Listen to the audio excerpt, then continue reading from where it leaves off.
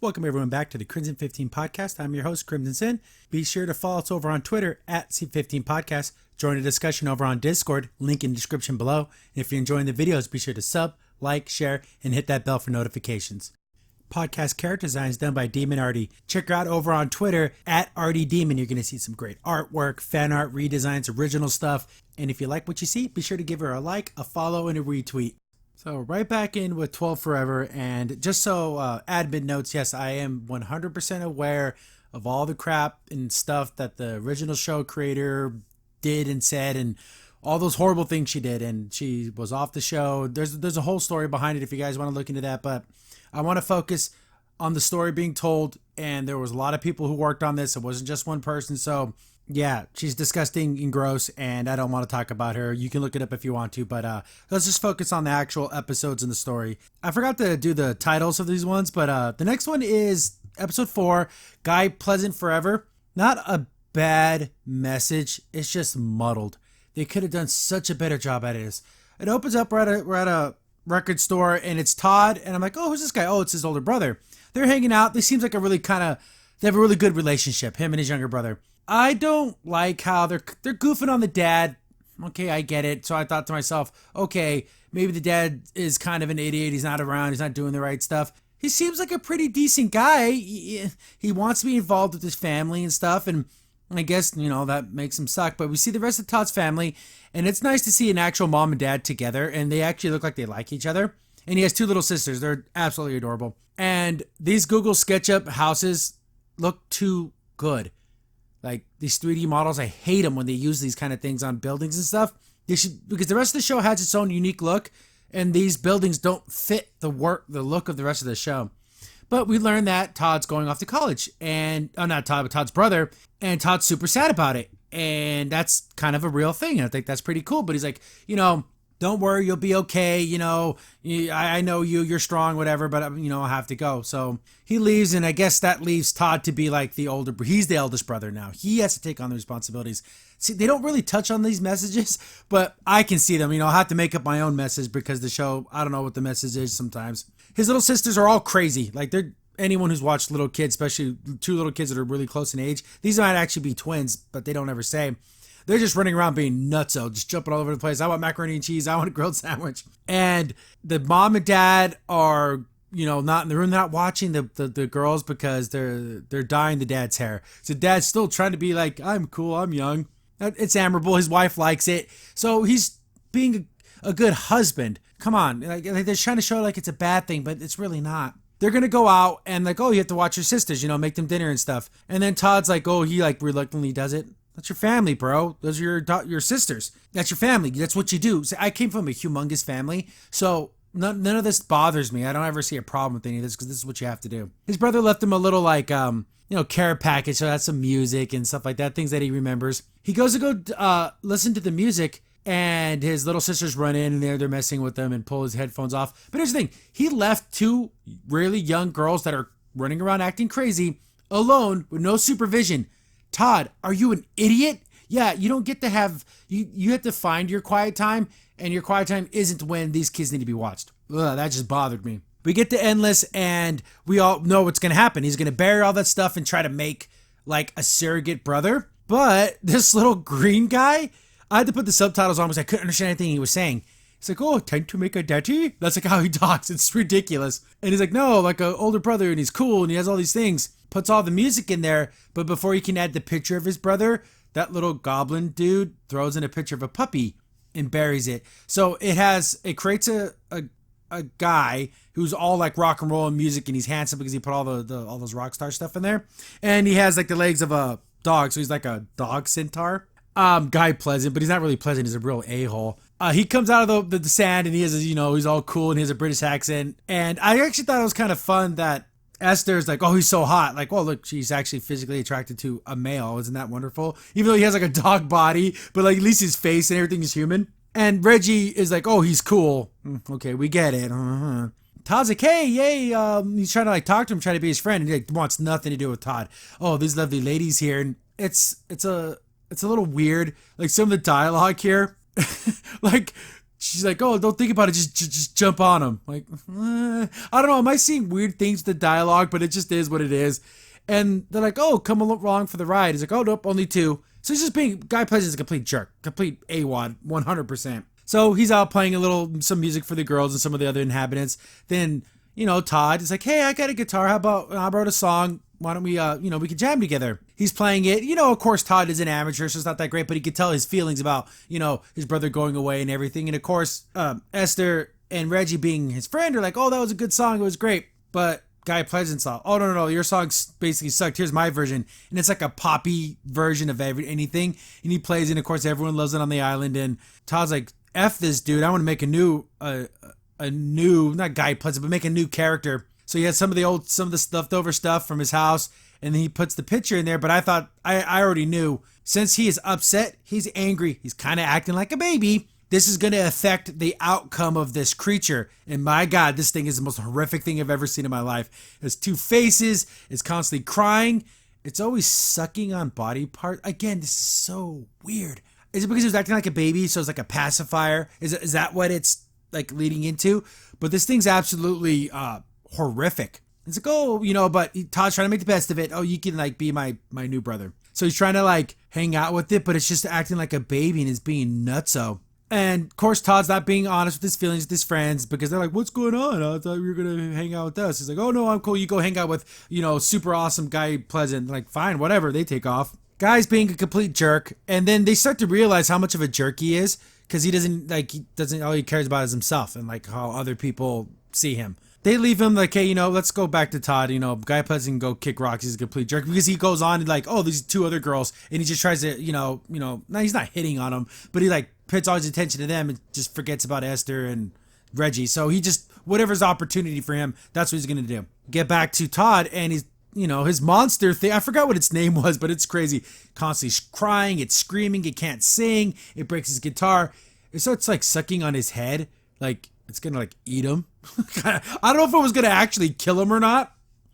Reggie attacks it, but Todd's like, no, don't fight him because this is like the closest thing he's gonna have to a brother. And I don't know why they thought to do this, but she shoves the sledgehammer in its mouth, swaddles it like a baby, and it's like sucking on the thing like a pacifier. Weird. This thing doesn't look like a baby. It's crying like a baby, but it doesn't exhibit something that you'd think, oh, this is like a young child. Really weird. Then Todd kind of comes clean with his feelings and everything and about, losing his brother. He didn't lose him, but he went to college. And he kind of, he has his friends here. We could talk about it. Like, oh, it's a decent message. Then Guy Pleasant comes out, oh, I'm so sorry. I can accept you now and everything because I saw all my faults. But Todd's like, oh, I'm over it now. Oh, but there's someone else that could need you.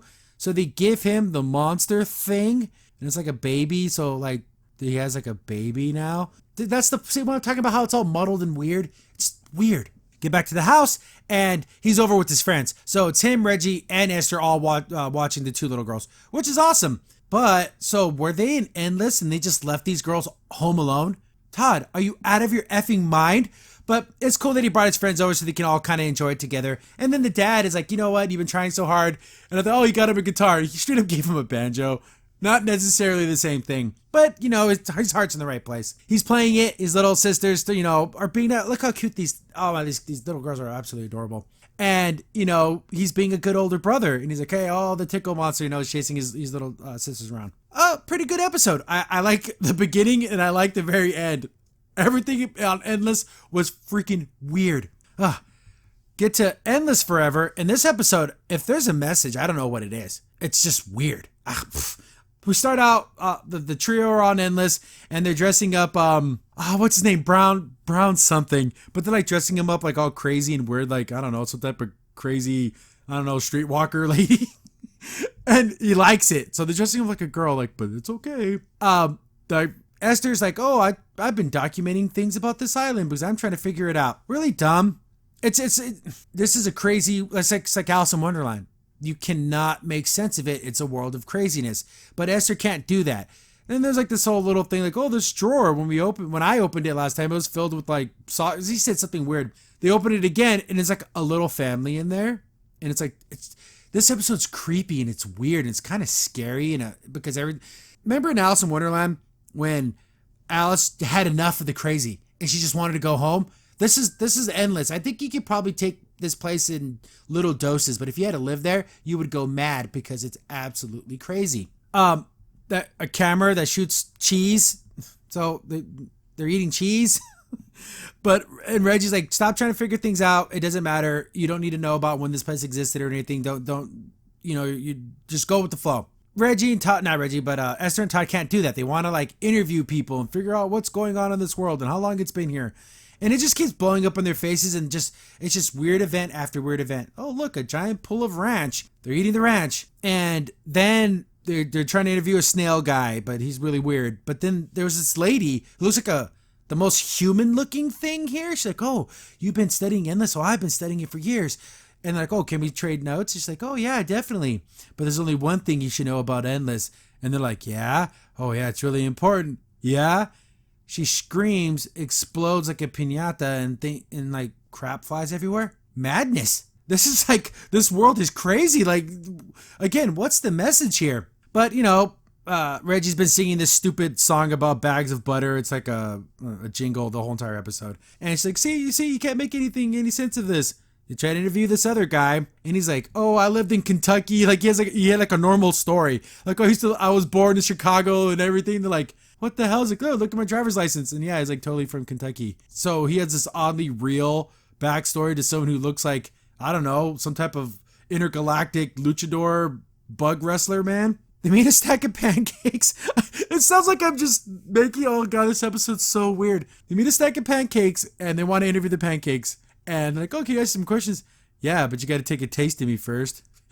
If anyone ever tells you that, you run away in the other direction. You do not partake in the tasting of some random person. Of course, Reggie's all about that, so she like eats a thing of the pancakes, but it tastes like crap, and Esther makes a note of it. They make a prank call on a giant telephone, like a fart delivery, and the guy's like, oh yeah, I need to change my delivery time for that. So like the prank call isn't working. It's a shark guy, and he's like, yeah. Then he like runs away. How did this story get storyboarded? I would have loved to have seen this because it is just madness. His giant skull. How did the giant skull get here? Who cares? Let's run around. It's made of cake. They're eating the cake, and then there's like a giant field of what are those things? Bubble wrap. Just popping the bubble wrap, and they're trying to figure things out, but they can't. This giant guy shows up, and he has a really weird, effeminate voice. Yo, I think I'm gonna eat you now. That's how he talks.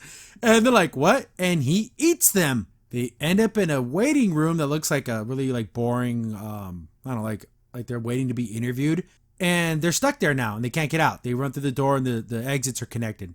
They try to just warp out, because I guess that's how they get out of Endless. They just think about leaving, and they leave. But it doesn't work. So now they're starting to get scared because they're kind of stuck. But Reggie's like, oh, this is what you do. She sees a picture on the wall. She jumps into the picture, so they're in the painting now. This episode is so weird. What's the message? I don't know. Be crazy? Is that the message? So now they're in this picture world. And just think of random things. Whatever the answer is, just make it happen. He throws a rock at the wall, and it breaks, and then they're in a different room, in a giant kitchen. Esther's like, oh, we have to be crazy. Let's get inside the toaster. And the toaster shoots them through the floor into another room with a bunch of people. They're old friends, like sitting at the table, like they're having a big dinner. And it's like, oh, wow, what are you guys doing here? But they're all just cardboard cutouts. This is it's starting to get scary.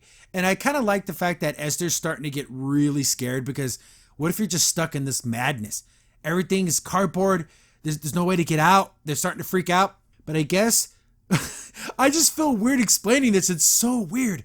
Reggie's shadow is the exit. So they go through Reggie's shadow into an empty void. They try to break out, nothing works. So they started fighting. They're blaming each other for everything. If you didn't try to figure things out, this wouldn't have happened. Just let things be fun. You're always trying to make everything into a homework assignment. This is why Endless existed, so we didn't have to deal with this kind of stuff. They all start screaming at each other. Then, they start saying, oh, you know how friends do. They kind of make up a little bit. But in the notebook, it's written, oh, sing that stupid butter song, and that's how you get out. They sing it. They come out of the eyeball of the guy that ate them, and then they're back in the regular Endless. And he's like, you know what? I was thinking about it. I'm supposed to eating you guys was super brewed. And Ray's like, oh, it's so weird. He's like, I'm sorry. They're like, oh, just leave us alone. He's like, okay. And that's the end of the episode. It ends with that guy eating cheese. what the hell was this episode about? I almost went crazy talking about it, but we get to what I think is the best episode so far. Dustin Forever opens up in regular world with Reggie, and she's digging through the closet, looking through stuff. They keep trashing the mom, like low key trashing her. Oh yeah, but mom has to work. Well, duh. How do things gonna get paid for, you freaking idiots? Of course your parents work. What are you, mad? They find a old looks like a Super 8 video. And like an old, they used to make like movies. Remember that show, Home Movies? That show's hilarious. And the SS Dracula. Oh, the space vampires. Like, I guess her and her brother would make these funny little movies, these little like stuff. And it's super sweet. And I love this kind of stuff. She's watching it, and it's starring Dustin, and Reggie is, second in command, and Captain Dracula. It's a lot of fun. It has a ton of heart. When the kids are using their imaginations to have like these big stories, it's really cool. They're like trying to do special effects, like using action figures and stuff. It's just super sweet. And I guess they never finished it. They never finished the series. And then that's the whole part. It's like, oh, Reggie's like, well, we got to make the next episode. All the action in this little story about Space Dracula, it was better than 3 seasons of She-Ra. That's just this little part. So she's like, oh, I'm going to ask Dustin, my brother, let's finish it. I found the cape. We can finish the episode. But I guess the brother does podcasts, and, hey, I think they're making fun of me. She just barges in the room, and I guess he had I don't know if he was reading some sexy comic book or something, but this chick's pretty hot. He's like, oh, Reggie, get out of my room, you're being stupid. She's like, oh, come on, Dustin, she calls him Dustpan, that's like, a little cute nickname for him. Oh, we need to finish our movies. We never made the final part. And he's like, no, that's stupid kiddie stuff. I want him to do our podcast. And, he's just being kind of a jerk about it. But he's an older brother. There's nothing wrong with what he's saying because there's a pretty big age gap here. But she's like, making fun of him and stuff. And he kicks her out of the room. But, you could tell he was thinking about it. Reggie's like, you know what? I want to make the movie myself. So she takes it to Endless, buries it, and I gotta say, the SS Dracula is pretty badass. I would love to have the SS Dracula. Like the inside, it's all cardboard, but like the inside it has like the big view screen, the captain's chair. It's pretty cool. I actually like this. All her other friends show up like, oh, what's this? She's like, oh, we're gonna make a movie. I think Reggie draws as well as I do, and I think this is a really funny little I want to say observation. She holds her pencil like I call it like a caveman. Like you don't know how to hold a pencil. Then her friends are like. Esther's like, you're holding that pencil wrong. It's actually physically hurting me to watch you draw this way. Like, just let me show you how you're supposed to hold a pencil. I thought it was really funny. It's a weird little, detail. But she's like, no, we're going to be vampires and aliens. And I like how the inhabitants don't know what a vampire is. Because they only know what they were told or what their character would know. She's like, oh, don't worry about it. We're going to pick sides. You're going to be alien. You're going to be a vampire. She's like, sets up the whole cast. She wants to make this movie. It's like a whole production. The thing's recording. Everyone has their parts. They're going to go to the crust of Saturn. Like, they have this whole thing.